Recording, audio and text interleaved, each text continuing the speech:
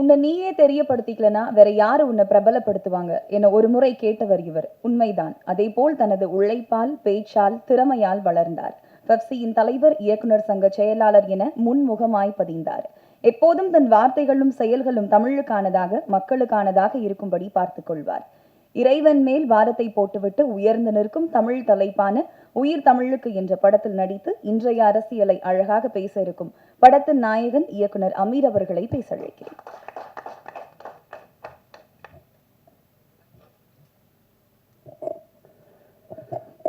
அரங்கத்தில் இருக்கும் அனைவருக்கும் இறைவன் புறத்திலிருந்து சாந்தியும் சமாதானமும் உண்டாகட்டும். என்னுடைய திரைத்துறை அனுபவம் தொடங்கிய காலகட்டத்திலிருந்து, அரசியல் பேசிய காலகட்டத்திலிருந்து நான் சந்தித்திராத ஒரு புதிய மேடை இது. எனக்கு ஒரு புது அனுபவம் இந்த மேடை. படம் பற்றி பேசுகிறதா, நடந்துட்டுருக்கிற பிரச்சனை பற்றி பேசுகிறதா, இந்த இக்கட்டான சூழலில் என் மீது பேரன்பு கொண்டு இந்த விழாவுக்கு வந்திருக்க என்னுடைய நட்புகளை பற்றி பேசுவதா அப்படின்னு எனக்கே ஒரு பெரிய குழப்பம்தான் இருக்குது. இப்போ வரைக்கும் இந்த செகண்ட் வரைக்கும் பிளாங்காக தான் இருக்கேன். என்ன பேச போகிறோம். ஒன்று மட்டும் தெளிவாக தெரியுது. நான் யார் அப்படின்னு இப்போ நான் நானே யோசிச்சுக்கிட்டே இருந்தால், ராமாயணத்தில் வருகின்ற சீதையும் நானும் கிட்டத்தட்ட உடன் பிறந்தார்கள் போல. அவர் அக்கினியில் மிதந்து தன்னுடைய கற்பை நிரூபித்தார். அவராவது ஒரு முறை நிரூபித்தார். நான் வார வாரம் நிரூபித்துக் கொண்டே இருக்கிறேன்.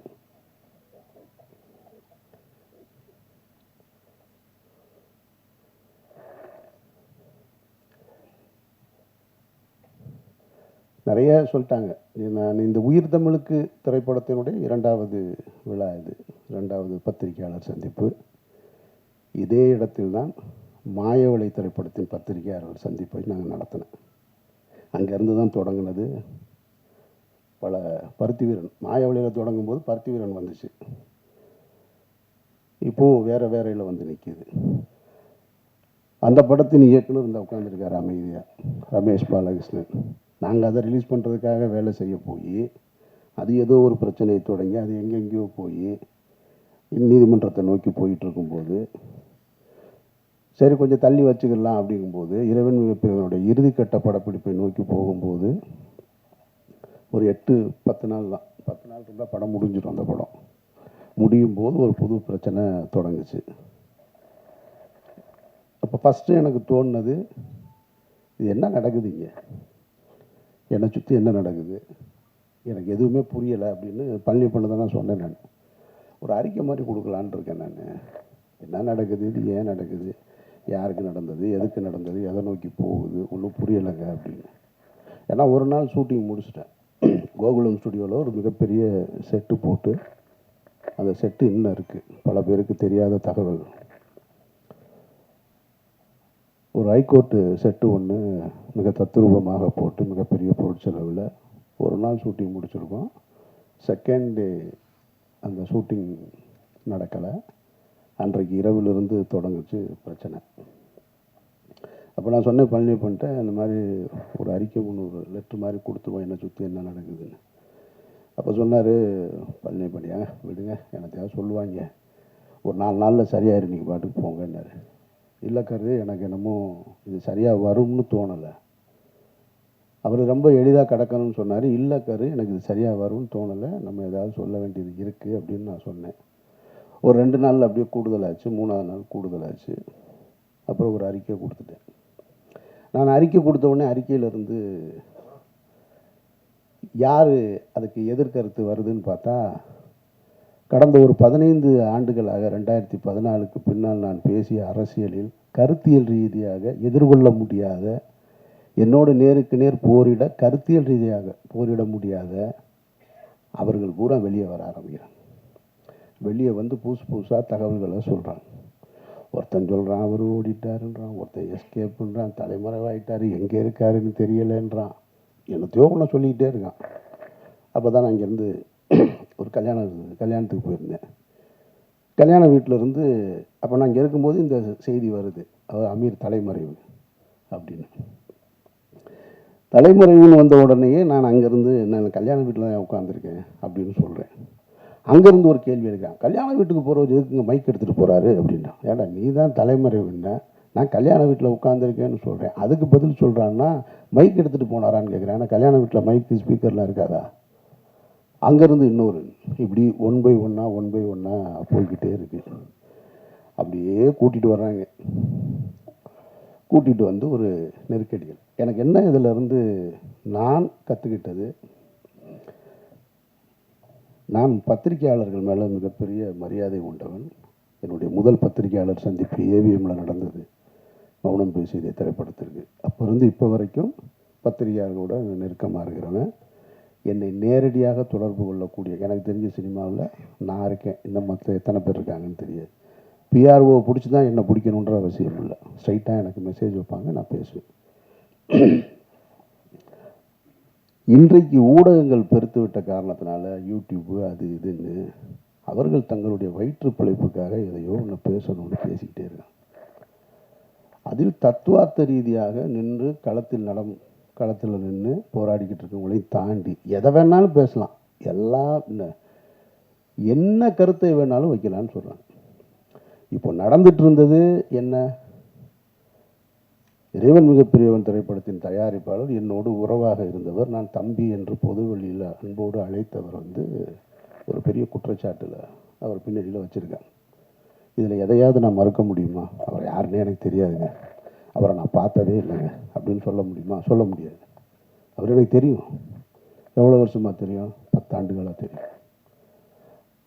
அவருக்கும் எனக்கும் தொடர்பு இருக்கா? ஆமாம், அவருக்கு எனக்கும் தொடர்பு இருக்குது. நீங்கள் சொல்கின்ற அவர் மீது காட்டுகிற குற்றத்தோடு தொடர்பு இருக்கான்னு கேட்டால் இல்லைடா வெண்ணெய்களான்னு தைரியமாக சொல்லுவேன். அந்த தைரியமும் திமிரும் எப்பயுமே என்கிட்ட இருந்துக்கிட்டே இருக்கும். அப்போ நீ குற்றச்சாட்டை நீ அந்த சந்தேக நிழல் என் மீது விழவில்லது தப்பு கிடையாது. ஆனால் தீர்ப்பு எழுதுறீங்க பாருங்கள், அது ரொம்ப ஆபத்தானது. அந்த தீர்ப்பை எழுதுவதற்கு உங்களுக்கு யார் அந்த அதிகாரம் கொடுத்தது? நீதிமன்றமா? நீங்கள்லாம் நீதிபதிகளா? எந்த அடிப்படையில் கொடுக்குறீங்க? தினம் ஒரு செய்தி. அமீர்ன்றது 2007 பருத்திவரனை முடிச்சுட்டு அன்றைக்கு கமல் சார் படம் பண்ணணும்னு சொன்னார், ரஜினி சார் படம் பண்ணணும்னு சொன்னார். நான் ஹீரோக்களோடு பயணிக்காமல் நான் ஒரு பாதையை தேர்ந்தெடுத்து நான் எனக்கான வாழ்க்கையை வாழணும்னு வாழ்ந்துட்டு இருந்தேன். பணம் சம்பாதிப்பதா எனக்கு நோக்கம். சாபர் ஒருத்தன் தான் தமிழ்நாட்டிலே பணக்காரனா? நான் கேட்குறேன். என்னென்னமோ சொல்கிறான். ஒரு வரமுறை வேணாமா? அவர் போடுற டிஷர்ட் 5000 ரூபாங்க. சாப்பர் வந்ததுக்கப்புறம் தாங்க அவர் வாழ்க்கை அப்படி ஆச்சு. டேய், அவன் வந்தது எனக்கு 2014. நான் 2004 படம் எடுத்தேன் தெரியுமா? ராம்னு ஒரு படம். இதே பழனியப்பன் தான் சொன்னார் அவருடைய ஒரு நிகழ்ச்சியில்.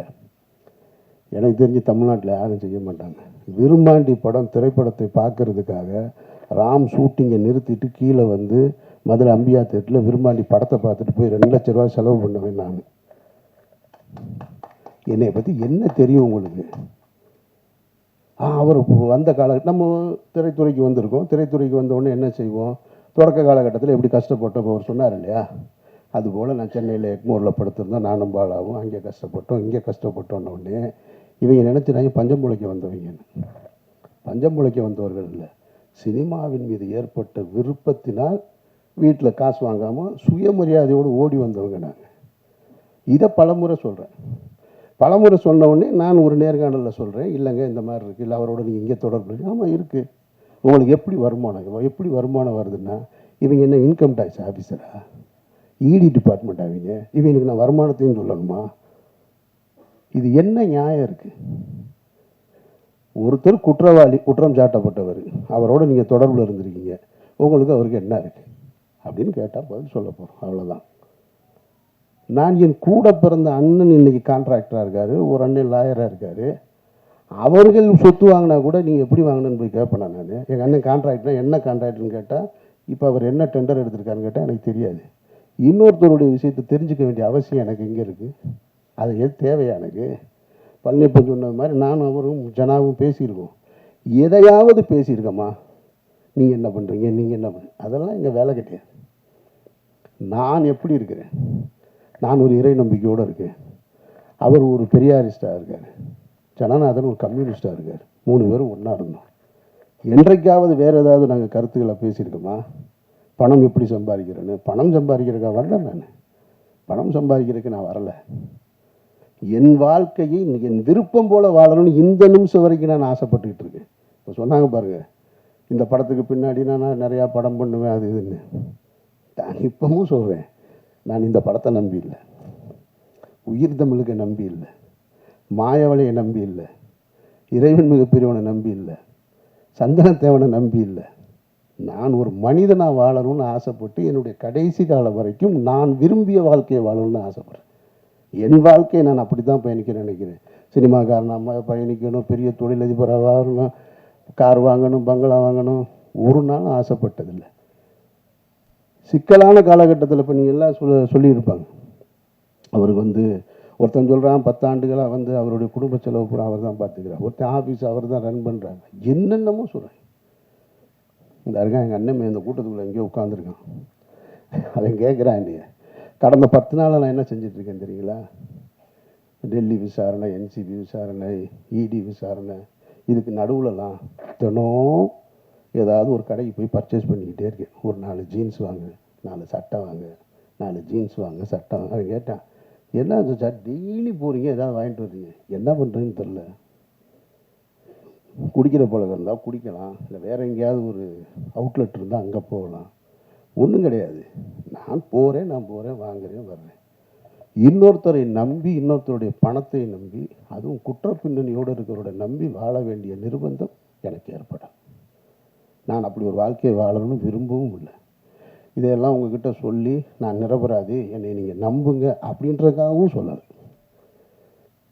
நான் யாருடைய பொருத்தத்தையும் விரும்பி வாழலை, என்னுடைய இறைவனுடைய பொருத்தத்தை விரும்பி தான் வாழ்கிறேன். ஒரு உண்மையான மனிதர்களுக்கு கஷ்டம் ஏற்படும் போது எல்லாரும் என்ன நினைப்பாங்க தெரியுமா? எனக்கு மட்டும் ஏன் இப்படி நடக்குது அப்படின்னு கேட்டால் அவன் அவநம்பிக்கையாளன். எனக்கு ஏன் நடந்ததுன்னு நின்று யோசிக்கிறான் பாருங்க, அவன் தான் இறை நம்பிக்கையாளன். நான் இறை நம்பிக்கையாளன், நான் அவநம்பிக்கையாளன் இல்லை. எனக்கு இது ஏன் நடந்துச்சுன்னு தான் நின்று யோசிக்கிறேன். நான் எந்த இடத்துல தவறுன்னு, எந்த இடத்துல நான் இந்த தடம் மாற ஒரு சூழல் வந்தது, ஏன் இந்த இந்த குற்றப்பின்னணியோட சந்தேக நிழல் என் மேலே விழுகுது, அப்படி தான் நான் பார்த்துட்டு. அதனால் நான் என்னை இங்கிருந்து இன்னும் சரி செய்து கொள்ள வேண்டிய பொறுப்பு இருக்குது. அதனால் நிறைய நான் அதை நோக்கி தான் பயணிக்கிறேனே தவிர மற்றபடி எதுவுமே என் மைண்டில் கிடையாது. அப்புறம் இந்த யூடியூப்பில் நான் பார்த்த விஷயங்களை பார்க்கும்போது எனக்கு என்னென்னா, கொஞ்ச நாளைக்கு இதை பார்க்காம இருக்கிறது நிம்மதியாக இருக்குன்ட்டு. ஒருத்தன் கூட உண்மை பேசலைங்க, அதுதான் பெரிய கொடுமை.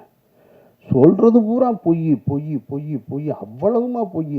ஏதாவது 1-2 ஒருத்தன் சொன்னான், எனக்கு சோர்ஸ் டெல்லியிலேருந்து வந்துருச்சுன்னா. சோர்ஸ் வருதுன்றான். எனக்கு சம்மன் வந்ததே பல பேருக்கு தெரியாது.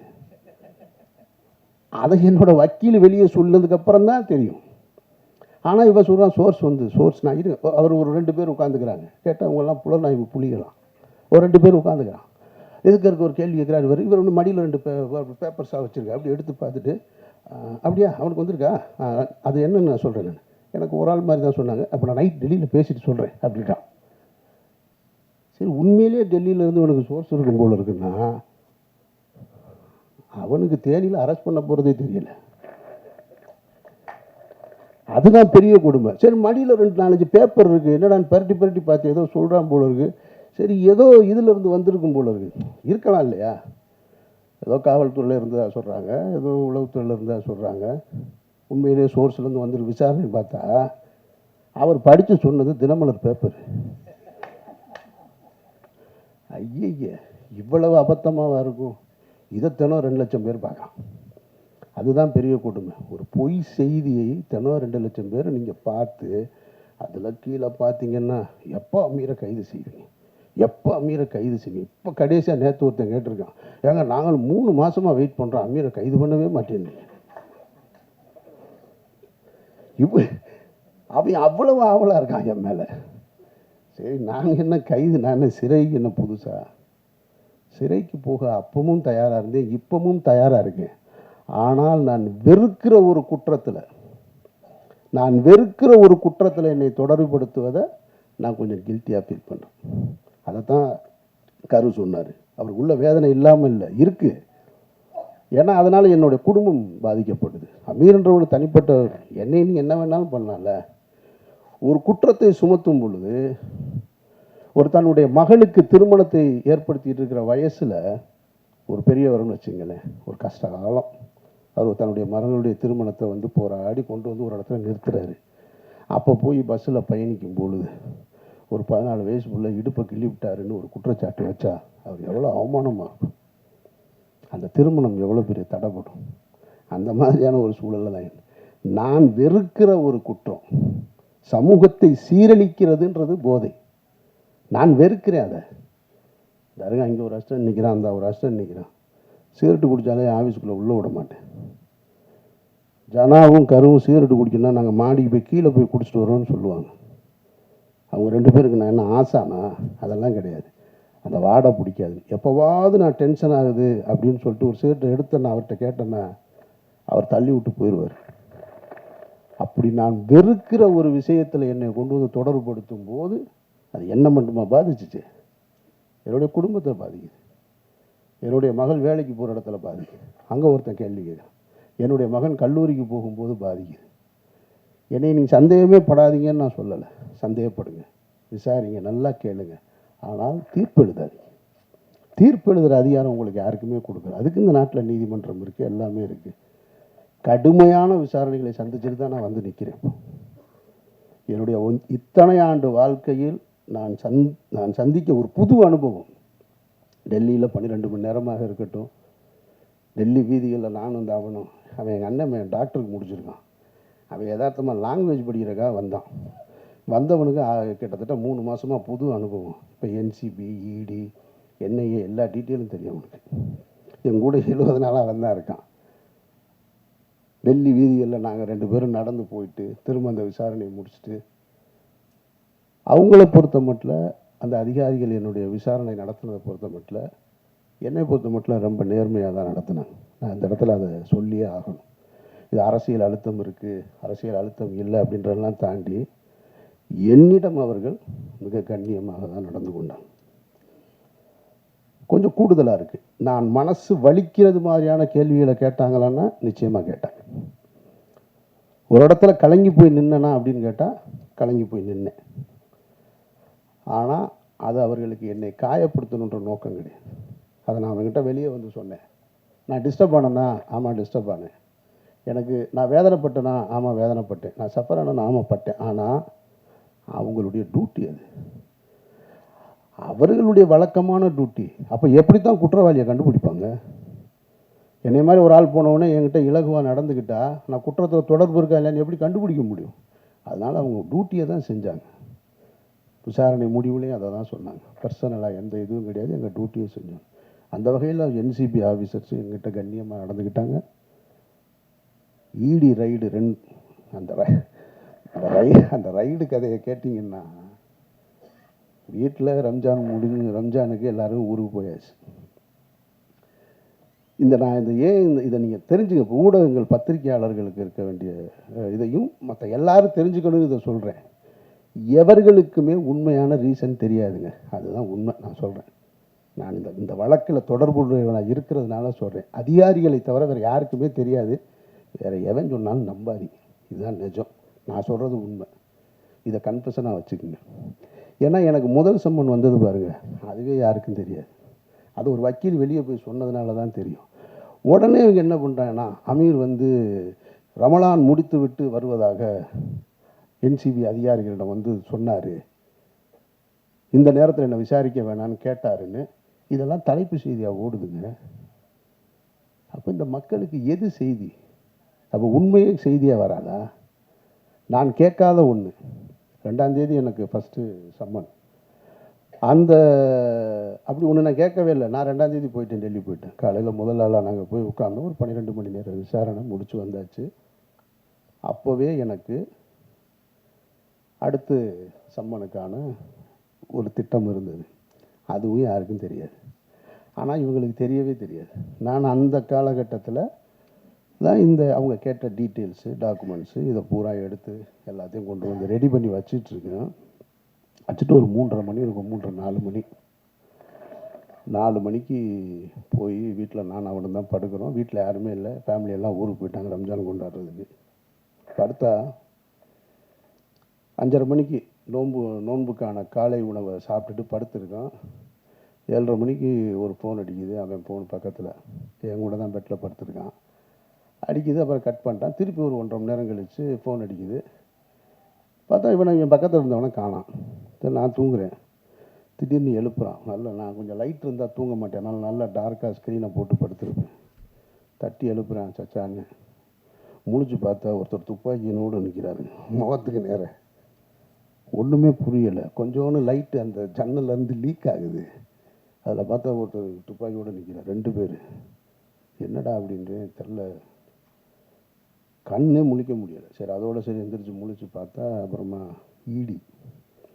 இடி ஆஃபீஸர்ஸ் வந்திருக்காங்க. இது என்னுடைய வீட்டில். இதே ஒரு 2 மணி நேரத்துக்கு முன்னாடி என்னுடைய அலுவலகத்துக்கு வந்துட்டாங்க. அங்கே என்னோடய அசிஸ்டன்ஸு, என்னோடய ஆடிட்ரு எல்லாரையும் அவங்கள லாக் பண்ணிட்டாங்க. அப்புறம் இடி ஆஃபீஸர் வந்தாங்க. அவங்க வந்து தன்னை அறிமுகப்படுத்திக்கிட்டாங்க என்கிட்ட. நான் தான் இடி டைரக்டர்னு. ஒரு லேடி ரொம்ப கண்ணியமாக நடந்துக்கிட்டாங்க, ரொம்ப மரியாதையாக நடந்துக்கிட்டாங்க. நான் மூத்த கழுவிட்டு வர்றேங்கன்னு மூத்த கழுவிட்டு வந்து உட்காந்து அவரோட பேசிக்கிட்டு அன்றைக்கு 12 மணி வரைக்கும் அன்றைக்கும் போச்சு. அன்றைக்கும் விசாரணை முடிச்சுட்டு நான் இங்கேருந்து மதுரை போயிட்டேன். மதுரை போய் ரமலான் ப்ரேயரை முடிச்சுட்டு அங்கேருந்து அதுக்கப்புறமா திரும்ப ஓட்டு போட போனேன். அப்போ தான் பத்திரிகையாளர்கள் முறையாக சந்திக்கக்கூடிய சூழல் ஏற்பட்டது. அதுக்கு பின்னால் இப்போ வரைக்கும் நான் சொல்கிறேன். இதை ஏன் சொல்கிறேன்னா, இதன் பிறகும் எனக்கு ஒரு சம்மன் வந்திருக்கு. இந்த புலனாய்வு புலிகள்லாம் எங்கே போனாங்கன்னு தெரியல. நீ உண்மையிலே சோர்ஸ் உனக்கு சொல்லுதுன்னா, உனக்கு உண்மையிலே செய்தி வந்திருக்குன்னா, எனக்கு சம்மன் வந்தது ஏன் யாருக்குமே தெரியலை. நான் பர்பஸாக சொல்லவே இல்லை.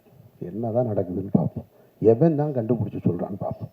ஒருத்தர் சொல்லணும்ல, ஆமாம் அன்றைக்கி வந்திருக்குன்னு. அந்த சம்மனுக்கும் போய் 10.5 மணி நேரம் நான் விசாரணையை முடிச்சுட்டு தான் இங்கே வந்திருக்கேன். அப்படின்னா இதில் எதுவுமே உண்மை இல்லை. அவர்கள் கடமையை செய்கிறாங்க. நான் முதல் நாள்லேருந்து ஒத்துழைக்கிறேன். டே 1லேருந்து இவ்வளோ பெரிய சிக்கலான சூழல் என்னை ஏற்படும் போது நண்பர்களுடைய ஆறுதல் இருக்குது, நண்பர்களுடைய ஆலோசனை இருக்குது. குடும்பத்தில் இருக்கவங்க சொல்லுவாங்க, எங்கேயாவது வெளியூர் போயிடும், அங்கே போயிடுன்னு. டே 1லேருந்து என்னோடய ஆஃபீஸில் தான் இருக்கேன். நான் இங்கே தான் இருப்பேன். இந்த வழக்கு முடிகிற வரைக்கும் நான் இங்கே தான் இருப்பேன். இந்த வழக்கை முடிச்சுட்டு தான் நான் வெளியில் வருவேன். நான் என்கிட்ட என்ன இருக்குது எடுத்துகிட்டு போகிறதுக்கு? என்கிட்ட ஒன்றும் இல்லை. நான் நேர்மையும் உண்மையுமா இருக்கேன். என்ன உங்களால் எதிர்கொள்ள முடியலை, என்னுடைய கேள்விக்கு உங்ககிட்ட பதில் இல்லை. நான் எடுத்து முன் வைக்கிறதுக்கு. அதனால் நீங்கள் என்னை குற்றவாளியாக்க ட்ரை பண்ணிக்கிட்டே இருக்கீங்க. நீங்கள் குற்றவாளி ஆக்கிட்டால் உடனே நான் குற்றவாளி ஆயிடுவேனா? பட் நான் தாங்கிக்கிறேன். வீட்டில் தாங்கலை, மகளுக்கும் மகனுக்கும் ஒரு அழுத்தம் ஏற்பட்டது.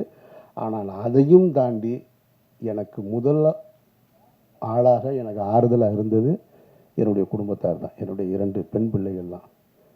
தைரியமாக இருங்க, நீங்கள் உங்களுக்கு என்ன பிரச்சனை அப்படின்னு சொல்லி எப்போதும் போல் என்னுடைய வீட்டை ஒரு சலசலப்பு கூட இல்லாமல், ஒரு சங்கடம் கூட இல்லாமல், ஒரு சஞ்சலம் கூட இல்லாமல் வச்சிருந்தது என்னுடைய குடும்பத்தார். அதற்கப்புறம் என்னுடைய நண்பர்கள் தான்.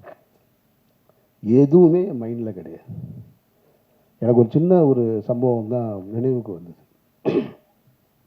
இந்த காலகட்டம் ரொம்ப கடுமையான காலகட்டம். என்னை சுற்றி இருந்த உறவுகள், நண்பர்கள் எல்லாருமே ரொம்ப தூரமாக போயிட்டாங்க. கிட்டத்தட்ட என்னோடய வாட்ஸ்அப்பில், என்னுடைய அலைபேசியில் ஒரு 2000 எண்கள் இருக்கும். அதில் 1950 எண்கள்லேருந்து அழைப்பு வர்றதில்லை, அப்படியே நின்றுச்சு. அதெல்லாம் ஓகே. அப்போ எனக்கு என்ன தோணுச்சுன்னா, இந்த பறவைகள் நிறைய இருக்கக்கூடிய ஒரு மரத்துக்கு பக்கத்தில்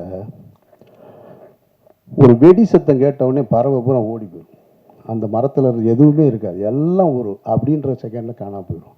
அப்புறம் போனதுக்கப்புறம் சில பறவைகள் மட்டும் வரும். சில முதல்ல இருந்த 500 இருந்துச்சுன்னா வராது, ஒரு 50 தான் வரும். அதுபோல் என்னுடைய வாழ்க்கையில் எனக்கு நடந்த இந்த நிகழ்வில் டமால்னு ஒரு வெடி சத்தம் கேட்ட உடனே டமால் எல்லோரும் ஓடிட்டாங்க. அப்புறமா அந்த பறவை போல் என்னுடைய நண்பர்கள் என்னை யோசித்து, ஓ அது மரத்து மேலே உள்ள தப்பா, வெடி போட்டவன் தப்புன்னு சொல்லி அந்த மரத்தில் வந்து பறவைகள் இருப்பது போல் என்னுடைய நண்பர்கள் என்னை தேடி வந்துக்கிட்டு இருக்காங்க. டே 1லேருந்து அந்த ஒரு நாள் தான் அந்த ஷாக்கிங். 2வது நாள் யாருக்குமே இதை பற்றின கவலையும் இல்லை, வந்து என்னோடு இருக்காங்க. ஆனால் இன்னும் பறந்து போன பறவைகள், ஒருவேளை இவனே வெடியை ஏற்பாடு பண்ணியிருப்பானு மரத்தை சந்தேகப்படுவதைப் போல தூரமாக நிற்கிறவங்க இருக்காங்க. அந்த அன்பு நண்பர்களுக்கு நான் கேட்டுக்கிறது, அங்கேயே